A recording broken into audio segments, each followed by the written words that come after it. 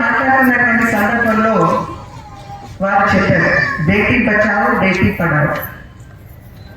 ఈ యొక్క నినాదాన్ని తీసుకురావడం వెనక ఉన్నటువంటి ఆత్మతని గుర్తించండి అని చెప్పి వారు చెప్పినటువంటి మాట చాలా చక్కగా చెప్పారు అని చెప్పి నేను విశ్వసిస్తున్నాను.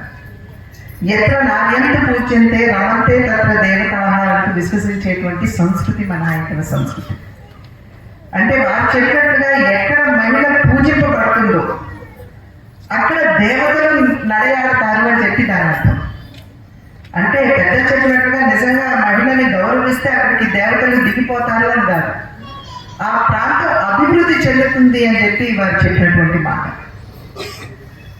వివేకానందుడు వారిని స్వామి వివేకానందుని అడిగారు, మీరు ఒక దేశం యొక్క పురోగతిని మీరు ఎలా అంచనా వేస్తారు అని అంటే ఆ దేశంలో ఉన్నటువంటి మహిళల యొక్క స్థితిగతులు